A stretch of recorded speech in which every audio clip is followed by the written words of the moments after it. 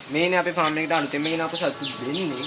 ඉතින් මම කලින් කිව්වනේ අපි ඉන්නේ අපේ ෆාම් එකේ ඉන්න උසම තැන කියලා. ඇත්තනම මේ මට හිතා ගන්න බෑ අපි ප්‍රධාන භෝගයේ විදියට පොල් දාලාද නැත්නම් පොල් තනකොළ ප්‍රධාන භෝගයේ දාලා අතුරු භෝගයේ විදියට ඔයාලට මතක ඇති මෙන්න මේ කූඩුවේ කලින් ඇති කරේ මේ පරවියෝ.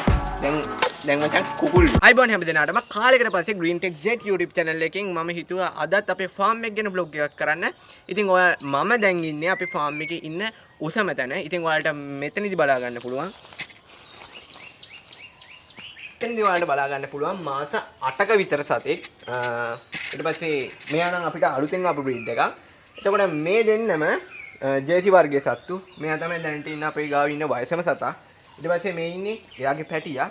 මේ ඉන්නේ එයාගේ පැටියා. සාමාන්‍යයෙන් අපි සාමාන්‍යයෙන් සත්තු මේන්ටේන් කරන්නේ සාමාන්‍ය පැටව් උපරිම 3ත් 5ත් අතර ප්‍රමාණයකදී. ඊට පස්සේ අපි ෆාම් එකෙන් සාමාන්‍ය ගොවීන්ට මේ සතුන්ව නිදහස් කරනවා. නිදහස් කරන කියන ගානකට තමයි දෙන්නේ. මෙතනදී මේ ෆාම් මේ කොටසදී අපිට අපි මෙතන මේන්ටේන් කරන්නේ සතු 3 දෙනෙක් උපරිම 5 දෙනෙක් විතර ප්‍රමාණයක් තමයි. මේ දෙන්නම ජර්සි වර්ගයේ සත්තු. මේ නම් අලුතෙන් ආපු බ්‍රීඩ් එකක්. අපි ජර්සි වර්ගයේ සත්තු තෝරගන්නේ මෙයාලගේ ෆැට් එක ගොඩක් වැඩි. කිරි ප්‍රමාණය සාපේක්ෂව අඩු වෙනකොට ෆැට් එක ගොඩක් වැඩි. ඒ කියන්නේ කිරි වල තියෙන මේද ප්‍රමාණය. ඊට පස්සේ මෙයාලා ගොඩක් හීලයි. අනිත් සත්තු එක්ක බලද්දී. එතකොට ෆාම් එකේ වැඩ කටයුතු කරගෙන යනකොට ඕන කෙනෙක්ට ලේසියෙන්ම ෆාම් එකේ වැඩ කටයුතු කරගෙන යන්න පුළුවන්. ඉතින් මම කලින් කිව්වනේ අපි ඉන්නේ අපේ ෆාම් එකේ ඉන්න උසම තැන කියලා. ඉතින් ඔයාලට මෙතන බලා ගන්න පුළුවන් ලක්ෂණට අපේ වටේ තියෙන කඳු ටික. ඒ වගේම මේ පැත්තේ මම කලින් කිව්වා වගේ අපි ෆාම් එකේ තියෙන්නේ මේ එක යාඩයක් විතරයි අපේ ගාව තියෙන සත්තු මේ රඳවන්නේ. ඉතින් මේක සාමාන්‍ය හොඳින් සත්තු 20ක් විතර නඩත්තු කරන්න පුළුවන් තැනක් තමයි මේ මෙතනදී අපි හදලා තියෙන්නේ. ඉතින් ඔයාලට මේ ටිකේදී බලා ගන්න පුළුවන් දඩ තනකොළ ටිකකුයි ඊට මැදින් පොල් ගස් ටිකකුයි තියෙනවා. ඇත්තනම මේ මට හිතා ගන්න බෑ අපි ප්‍රධාන භෝගයේ විදියට පොල් දාලාද නැත්නම් පොල් තනකොළ ප්‍රධාන භෝගයේ දාලා අතුරු භෝගයේ විදියට පොල් දාලාද කියලා. කොහොම හරි මෙතන අපි තනකොළ ඉඳලා තියෙන්නේ මේ සතුන්ට කන්න දෙන්න අක්කර 2කමාරක විතර තනකොළ ටිකක් දාලා තියෙනවා.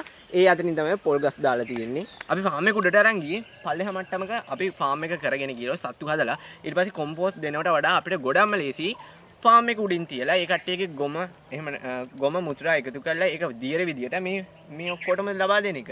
ඒක තමයි ලේසින් ක්‍රමය. ඒකින් හින්දා තමයි මේ අපි හරට් ටික උඩදීම හැදුවේ. ඒ වගේම එයාලා එතන ඉන්න සත්තු ටික විතරක් නෙමෙයි තව තැන්වල අපි වෙනම ගාල් එහෙම නැත්නම් යාඩ් වල තව සත්තු හදනවා. මේනේ අපේ ෆාම් එකට අලුතෙන්ම ගෙන අපු සත්තු දෙන්නේ. මෙයාලා සාමාන්‍යයෙන් මේ වගේ පරිසරයකට හුරු නැහැ. ඒක හින්දා තමයි අපි ටක් ගාලා මේ අයින් කරලා තිබ්බ යාඩ් එකක් ආයි මේ සුද්ධ කරලා ගත්තේ. ඔයාලට මෙතනින් බලා ගන්න පුළුවන්. මෙයාගේ මේ කනේ මේ නිකන් කරාබුවක් නෙමෙයි මේ ටැග් එකක් තියෙනවා. ඒ කියන්නේ ඔයාලට පේනවදිනේ අර මේ කහ පාට කැලලක් තියෙනවා. මේකට කියන්නේ ටැග් එකක් කියලා.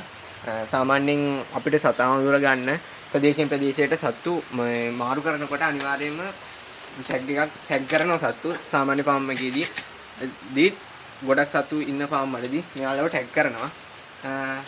මේ දෙන්නම් බ්‍රීඩ් එකේ AFD ඇමරිකන් ෆ්‍රීසියන් සහිවාල්ලා දෙන්නේ තමයි මේ ඔයාලට බලා ගන්න පුළුවන්. මෙයාට වඩා මෙයාගේ පැටියාගේ මේ ලක්ෂණ ටික හොඳට තියෙනවා.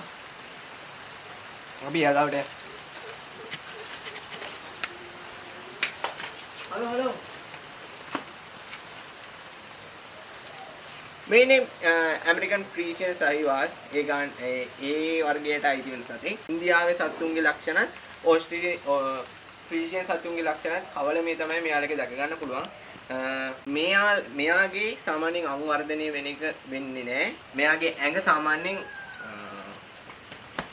මහතින් වැඩි. ඒ කියන්නේ නිකන් අර ෆ්‍රීසියන් සතුන්ගේ වගේ ඇඟ අර කෙට්ටු වගේ නෑ. ටිකක් අර මහතර වගේ තමයි බලා ගන්න පුළුවන්. ඉතින් මෙයාලා ගැන කිව්වොත් මෙයාලා ගොඩක් දුරට රස්නේ ප්‍රදේශවලට ගොඩක් දුරට හුරු වෙච්ච සතෙක්.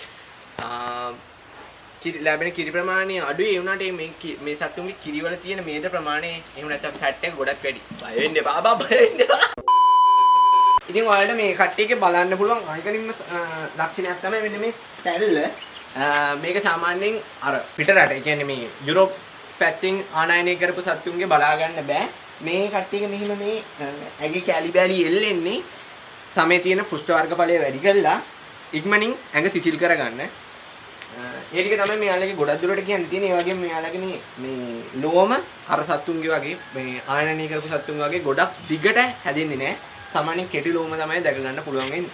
ඉතින් මේ අපි මේ කොහොමරි කුකුළු ගැන ඔයාලට දැනගන්න ඕන කුල් වීඩියෝ එකක් දාන්න. ඒ කියන්නේ බිත්තර වලට හදනවා නම් මේ ෆාම් කුකුළු මේ බිත්තර වලට හදනවා නම් මේ කට්ටියගේ කෑම වලට යන වියදම කොහොමද මේ කට්ටිය කෑම වලට යන වියදම කොහොමද මේ කට්ටියගෙන් බිත්තර කොච්චර ගන්න පුළුවන්ද ඒකේ ලාභය ගැන අපි වෙනම වීඩියෝ එකක් දාන්නම් ඔයාලට ඕන නම්. දැනට ඉන්නේ කුකුළු 3 දෙනයි.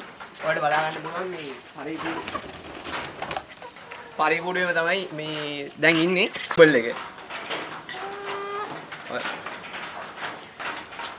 මට සිරිගින් බල්ල. ඉතින් අද දවසේ මේ බ්ලොග් එක ඉවරයි.